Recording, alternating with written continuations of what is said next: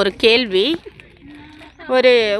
ஒருத்தர் வந்து என்ன பண்ணாங்களாம், அந்த ரயில்வே ட்ராக்கில் வேலை பார்த்துருந்தாங்களாம். அந்த ட்ரெயின் வந்தால் திருப்பி விடுவாங்க இல்லையா, அந்த வேலையை அவர் பார்த்துருந்தாராம். அப்போது ஒரு நாள் என்ன பண்ணேன்னா, அவங்க பையன், அப்பப்பா நானும் உங்கள் கூட வரேன், சண்டே டைமோ ஏதோ ஸ்கூல் லீவோ எப்படியோ நான் உங்கள் கூட வரேன்னு அவர் கூட போயிட்டானா.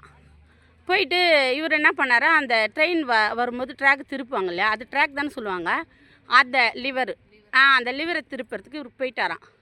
போகும்போது ஒரு அலறல் சத்தமாக அப்பா அப்பா அப்பான்னு சொல்லிட்டு என்னென்னு பார்த்தோன்னா, இந்த பையன் போய் அந்த தண்டவாளத்தில் என்ன பண்ணிடுது, காலை விட்டுக்குனானா.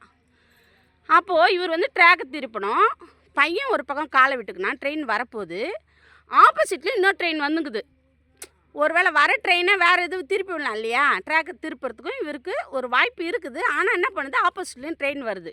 இப்போது அந்த அப்பா பிள்ளையை காப்பாற்றுவாரா, இல்லை அந்த ட்ரெயினில் பார்த்திங்கன்னா 2 ட்ரெயினில் ஆயிரக்கணக்கான ஜனங்கள் இருப்பாங்க, அவங்களுக்கும் ஒரு முடிவு எடுக்கணும். நீங்களாக தான் என்ன முடிவு எடுப்பீங்க சொல்லுங்கள், இதான் கொஸ்டின்.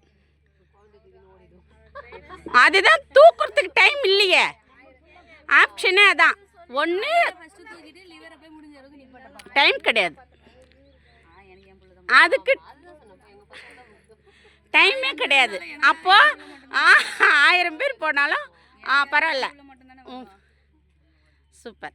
ஆனால் நாம் மனுஷங்களா இந்த முடிவு எடுக்கிறோம், ஆனால் ஒரு கடவுள் அந்த முடிவு ஒரு நாள் எடுக்க மாட்டார். சரியா, தான் பிள்ளை போனாலும் பரவாயில்ல, என்ன பண்ணலாம், ஆயிரக்கணக்கான ஜனங்கள் தான் முக்கியம்னு சொல்லி அவங்களுக்காக ஒரு பிள்ளையை பலி கொடுத்தாலும் கொடுப்பாரே தவிர, அந்த 1000 பிள்ளைங்கள ஒரு நாள் என்ன பண்ண மாட்டார், சாக அடிக்க மாட்டார். இது ஒரு சுவிசேஷன் தான்.